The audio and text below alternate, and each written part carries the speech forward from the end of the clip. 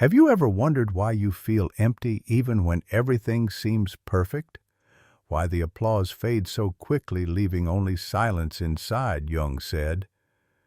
The tragedy of modern man is believing that others' recognition defines his worth. We wear masks so polished that we forget the face beneath. Yet the soul keeps whispering, "See me, hear me, remember me."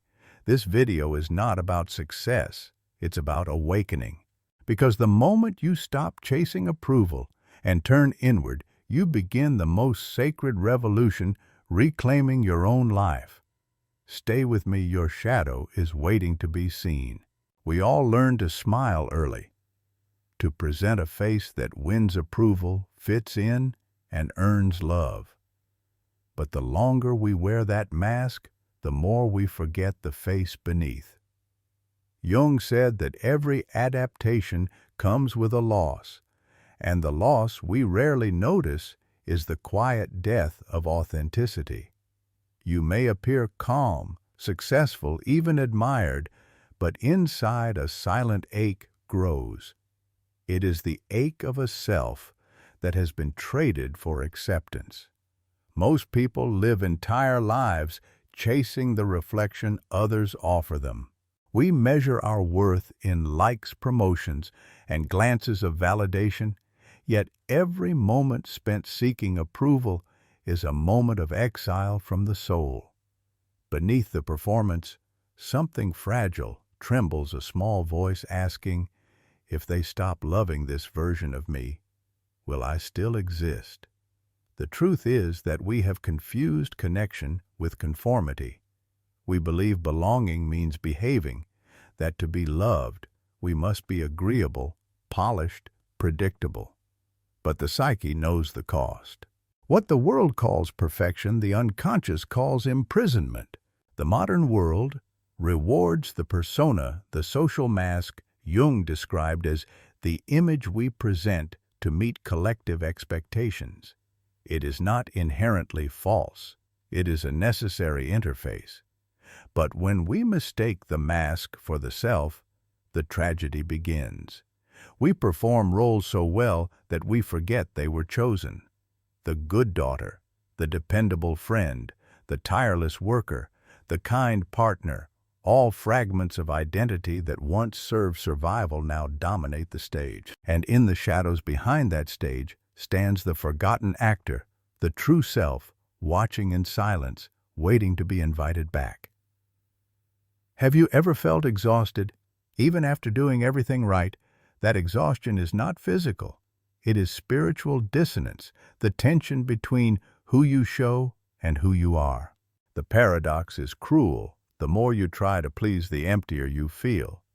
Because approval is never enough. The ego thrives on it for a moment, then demands more. It is like drinking salt water. The thirst only deepens. You begin to shape-shift, adjusting tone, belief, even desire to match whoever stands before you. Slowly, the boundary between sincerity and performance dissolves. You no longer know if you are choosing or merely reacting. Jung warned that the self cannot breathe in falseness for long without rebellion. The unconscious will begin to leak through symptoms, anxiety, apathy, irritation, numbness. These are not enemies, but messages the soul's protest against neglect. There comes a moment in every life when the applause no longer soothes, when you realize that being seen is not the same as being known. That moment, though painful, is sacred. It is the threshold of awakening. You begin to sense that the external world, its judgments, its mirrors, its noise, is only half the story. The other half lies inward, where the true dialogue begins. The journey back does not require grand gestures. It begins with a pause, with one deep, honest breath taken without performance. Ask yourself, when was the last time you acted purely from inner truth, not expectation? The answer often startles, but that discomfort is the first crack in the mask. What follows is not immediate peace, but a slow unraveling. You may feel disoriented, even guilty for disappointing others by being real. Yet Jung taught that individuation, the process of becoming whole, always demands a temporary loss of belonging. You cannot become yourself and remain the same to everyone else. Some will misunderstand, others will withdraw, but do not mistake solitude for failure. The space left by false connection becomes the fertile ground for authentic presence. So let this be the first act of rebellion. Stop chasing approval. Withdraw the energy you've been spending on being liked and redirect it toward being real. Approval soothes the ego. Authenticity nourishes the soul. The world may not applaud that choice, but your inner world will. And as Jung reminded us, the privilege of a lifetime is to become who you truly are. Now ask yourself before we go deeper, if no one were watching, who would you dare to be? You wake up, check your messages, scroll through news, answer the demands of a world that never sleeps. On the surface, everything appears fine. You have goals, structure, maybe even admiration. Yet when the noise settles for a brief second, an emptiness hums beneath it all, a quiet question with no answer. Why do I feel hollow even when I've done everything right? Jung understood this paradox intimately. He wrote that most of what troubles modern people is not physical suffering, but the loss of meaning. We live outwardly busy but inwardly vacant, mistaking motion for purpose and applause for peace. The world has taught us to decorate the shell and abandon the core. Imagine a lake. When the wind is strong, the surface ripples, reflecting only distortion.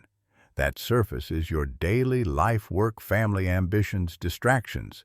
But beneath the turbulence lies still water, ancient and deep. That depth is your unconscious, the part of you the world cannot see, but your soul never forgets. Most people spend their entire lives trying to calm the surface while never diving below. They rearrange circumstances, change partners, switch jobs, chase new goals, all in hope that the ache will vanish. Yet every time one wave subsides, another rises. Because the noise does not come from outside, it comes from within. The more you run from the stillness, the louder the mind becomes. Jung called this the tyranny of the persona, the state where identity is built entirely around how you wish to appear. When you live only through the eyes of others, your inner compass breaks. You no longer ask, "What do I feel?" but "What will they think?" Every decision becomes negotiation, every silence a threat. Slowly, your own voice fades beneath the chorus of external approval. You may still smile, achieve function, but the vitality drains away. Anxiety is not always fear of failure. It is often the soul's revolt against living someone else's story. One of Jung's patients once described this condition as a storm that happens in a quiet room. Outwardly, she was composed. Inwardly, she was collapsing. Her dreams were filled with rushing water, collapsing walls, faceless crowds. Jung interpreted those images not as madness, but as the unconscious breaking through repression. What she had hidden, rage, grief, unspoken desires, was demanding recognition. When she finally faced them, her symptoms softened and her creativity returned. That is the paradox of depth psychology. The cure is not to silence the noise, but to listen to it. You may wonder, how do I listen without being overwhelmed? Begin with attention. Not judgment, not analysis, just attention. Sit quietly for a few minutes each day and notice the tone of your inner world. Is it restless, anxious, numb, yearning? Most people have never truly listened to themselves without agenda. Yet, in that simple act, something profound shifts. Awareness itself is healing. It is as if the forgotten parts of the psyche, once ignored, finally exhale, "You see me." The noise begins to soften, not because it has disappeared, but because it has been acknowledged. This is the moment when you begin to distinguish between calmness as suppression and calmness as clarity. The first is brittle. The second is luminous. True serenity is not the absence of emotion, but the presence of understanding. You do not reach it by escaping the world, but by standing still within it. Jung believed that every human carries within them a hidden center, a self that quietly observes the drama of life without being consumed by it. When you touch that center even briefly, the chaos outside no longer dictates the rhythm inside. So when you next feel the surge of anxiety or the void of meaning, do not rush to fill it with noise. Pause. Listen. Ask, "What is this feeling trying to tell me?" That question alone opens the door from reaction to awareness. The lake will still have waves, but you will remember that beneath every ripple lies the same deep stillness. And from that stillness, something ancient begins to speak. Before we continue, ask yourself this: what if the emptiness you fear is not a void to escape, but the doorway to your true self? There comes a moment in every honest life when the mirror stops lying. You look into your own eyes and sense something stirring behind them, something fierce, unspoken, perhaps even shameful. That is the beginning of encountering the shadow. Jung called the shadow the hidden twin of consciousness, the unseen companion that carries everything we deny, repress, or refuse to acknowledge. It is not evil. It is simply unlived life emotions, censored by fear, instincts, muted by morality, desires buried under shame. For most of us, the shadow is not a monster, but an orphaned child waiting to be seen. We spend years constructing identities of goodness, control, and competence, yet beneath these masks lie impulses we label as bad envy, pride, anger, lust, selfishness, need. When we suppress them, they do not vanish, they sink. They hide in the depths of the psyche and begin to act from the dark, shaping our behavior in secret ways. Jung warned that what we fail to make conscious will direct our life, and we will call it fate. Think about that. Every pattern of sabotage, every toxic relationship, every repetitive failure may not be random. It may be your shadow acting out the truth you refuse to face. Consider envy. Outwardly, you may appear kind, supportive, even selfless. But when someone achieves what you secretly desire, a quiet bitterness rises. You smile, you congratulate, but something twists inside. Most people rush to silence that feeling, afraid it makes them small. But Jung would tell you that the feeling itself is a message. It points to a buried longing, a potential in you that demands to be lived. If you deny envy, you deny your own calling. The same is true of anger. Suppress it too long and it mutates into depression or passive aggression. Each rejected emotion becomes a ghost haunting the corridors of your mind. The shadow also reveals itself through projection, our tendency to see in others what we cannot accept in ourselves. You despise arrogance because a part of you yearns for recognition. You are irritated by laziness because you secretly crave rest. Every irritation is a mirror, every judgment a reflection. Jung said that meeting the shadow begins when we withdraw our projections and admit, "This too is me."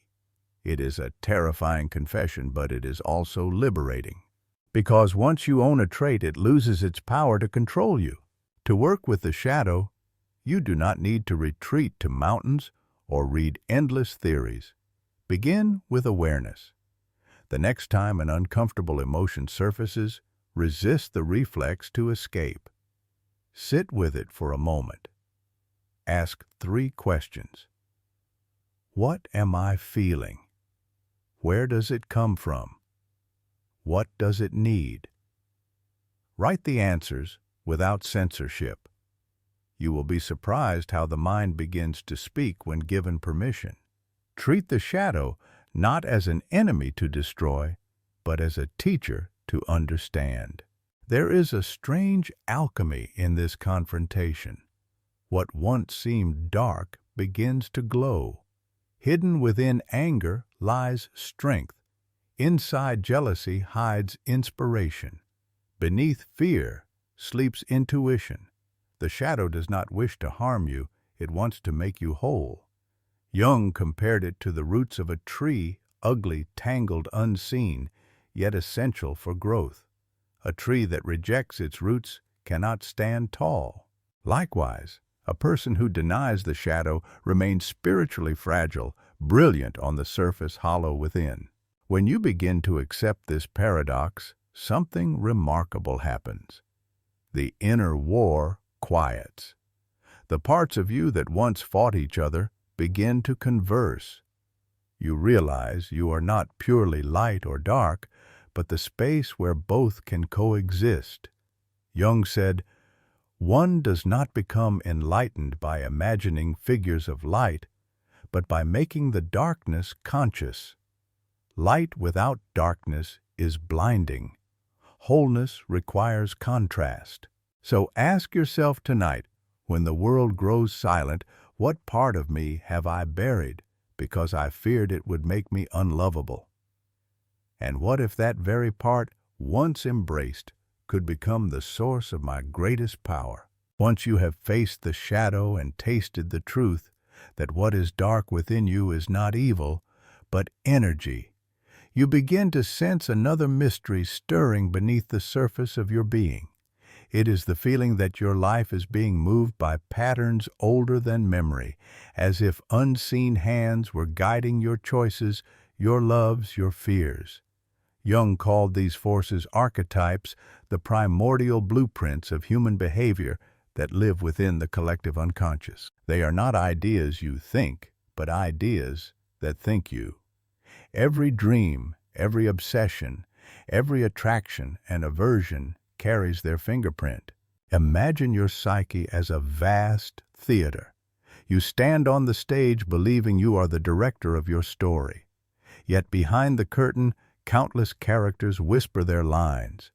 The hero who seeks victory, the victim who longs for rescue, the caregiver who sacrifices endlessly, the rebel who burns every bridge, the child who simply wants to be loved.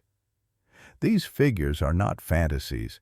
They are energies inherited from millennia of human experience. Across cultures, myths, and religions, they appear again and again because they are woven into the architecture of the human soul. When one archetype dominates, it can possess you. You begin to live unconsciously through its script. The hero drives you to constant achievement, never allowing rest. The victim convinces you that everything happens to you and nothing through you. The savior compels you to fix everyone's pain until you collapse from your own. You might even confuse this possession for personality, saying, "That's just who I am." But it is not you. It is a role being played through you. Jung warned that until we recognize the archetype operating within, we remain puppets in a drama we did not write. The question then becomes, how do we take back authorship? The first step is observation.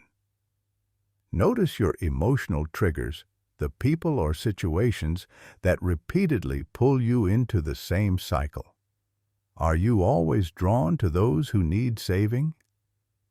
Do you fall into conflict whenever you assert yourself? These patterns reveal which archetype holds the pen. Bring awareness to the behavior without judgment. Say to yourself, "Ah, the caregiver is speaking now," or "the warrior has entered the scene." This small act of naming transforms possession into partnership. You move from being acted upon to being conscious of the actor. In modern psychology, This process mirrors what we call schema work, identifying and reshaping emotional patterns formed in childhood. The strict parent may have seeded a perfectionist archetype that demands flawlessness. The neglectful environment may have birthed a victim schema that expects abandonment. Understanding these connections is not about blame, but about freedom. When you see the pattern, you gain the power to choose differently. Jung believed integration begins with empathy. You cannot dissolve what you despise. If you hate your inner victim, it will only scream louder. If you shame your inner rebel, it will sabotage from the dark. Instead, listen to them. Ask, what are you trying to protect? The victim might answer, I'm tired of being hurt. The hero might confess, I'm afraid of failure. Each archetype hides a wound beneath its mask. When you meet it with compassion, the energy trapped in the wound becomes creative force. As you integrate these archetypes, life stops feeling like a cycle of repetition and starts feeling like evolution. You no longer chase love from the same kind of person or repeat the same arguments because you recognize who is speaking inside you. The inner stage quiets, and the director awakens. Jung once wrote, "The goal is not to get rid of the archetypes, but to become conscious of them. When you are conscious, the hero still fights, but only for what matters. The caregiver still loves, but with boundaries. The victim still feels pain, but no longer builds a home in it." So before we move on, take a moment and ask yourself, which archetype has been whispering the loudest in your life? And what would happen if instead of obeying it, you simply listened and chose another script? After recognizing the archetypes that pull your strings, you begin to glimpse a wider net, the invisible ocean in which all minds swim. Jung called it the collective unconscious, the shared psychological field of humanity, where countless generations have deposited their fears, dreams, and ideals. It is this ocean that dictates what success should look like, what love should feel like, even what kind of person you should become. To live unconsciously is to drift with that current. To awaken is to recognize the current and begin to swim. Most people never realize they are caught in this collective spell. They think their choices are personal, their beliefs original, their dreams self-created. Yet look closer. The car you desire, the lifestyle you chase, the body you idealize, how many of those longings are truly yours? You inherited them from the great marketplace of images that defines modern existence. We live in an age where algorithms study our attention more deeply than we study ourselves. What Jung foresaw as the collective unconscious has taken visible form through social media, an externalized psyche that reflects our innermost mind back to us, amplified and distorted. When you scroll endlessly, what you consume is not information. It is psychic conditioning. You absorb the archetypes of the era, the influencer, the hustler, the aesthetic mystic.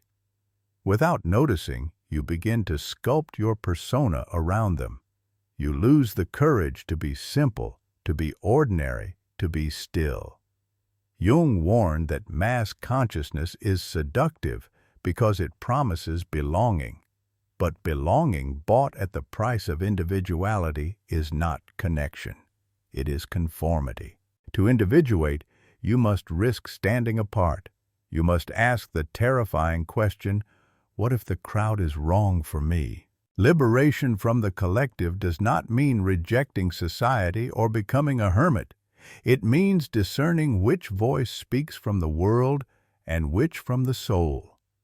Every time you make a decision, pause and ask, is this truly my desire or the echo of someone else's? That single question can dismantle years of conditioning, because when you start to listen closely, you will discover that your inner voice often whispers something radically different from the world's commands. It tells you to slow down when the world says hustle to rest, when the world says strive to express rather than impress. That voice is not laziness or fear, it is your authentic rhythm trying to surface. This awakening often brings loneliness. When you step outside the collective trance, you may no longer fit the narratives that once made sense. Friends might not understand. Family may call you strange. But Jung taught that loneliness is not a curse. It is the space where new consciousness is born. Think of the seed. It must leave the branch and fall into darkness before it sprouts. Likewise, you must separate from the crowd before your soul can root in its own soil. The first bird to fly differently is always called mad, yet it is the only one who discovers new skies. The collective unconscious is not the enemy, it is the womb of humanity. But to mature the soul must be born out of it. That means daring to think, feel, and believe for yourself. It means valuing silence more than applause, authenticity more than acceptance.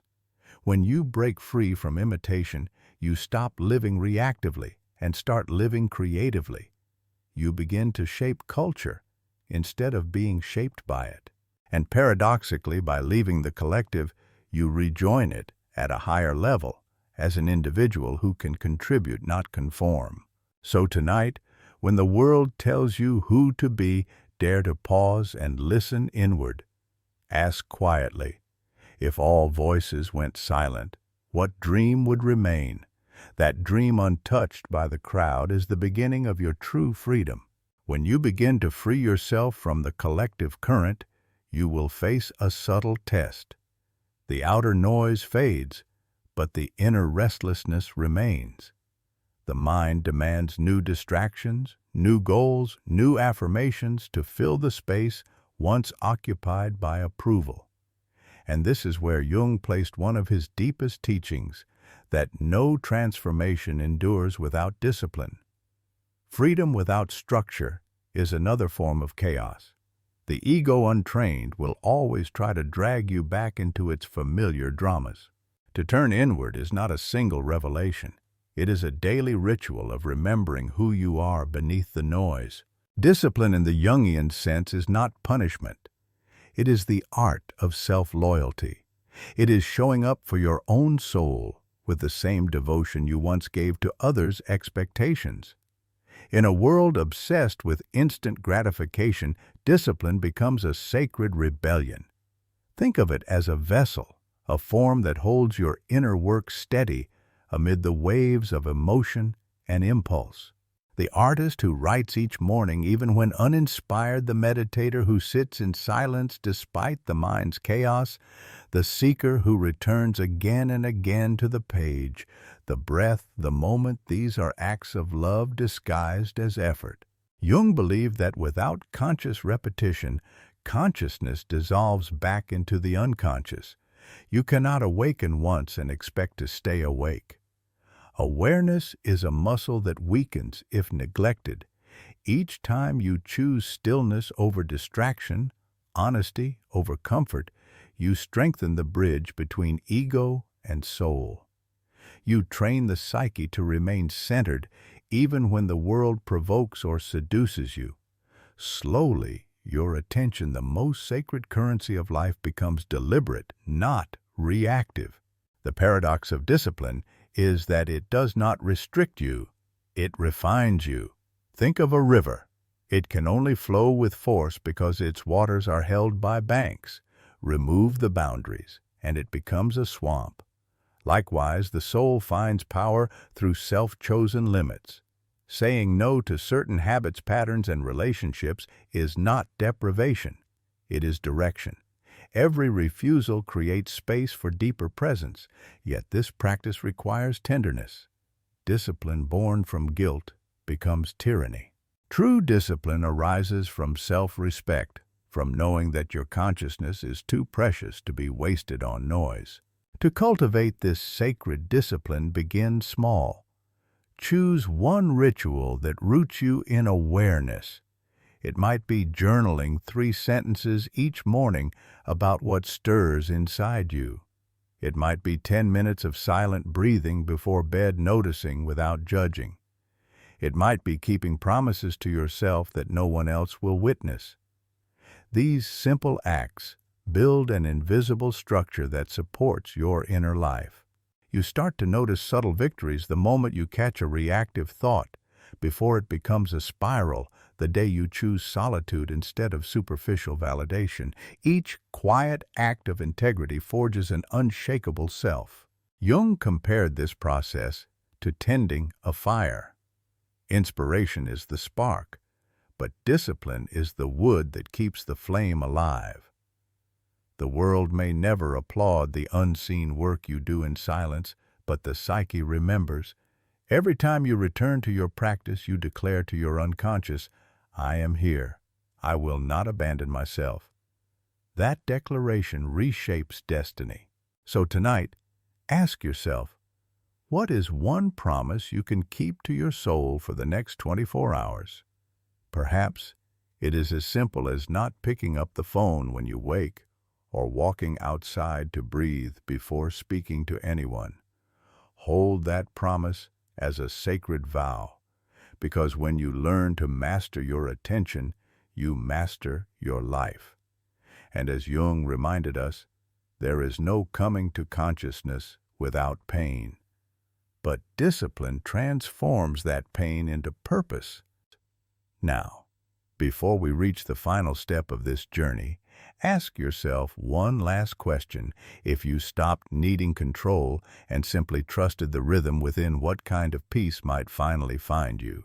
There comes a quiet morning when you realize that the noise has dimmed, the endless striving, the hunger for approval, the racing mind, all have grown still, not because life has become easier, but because you have become different.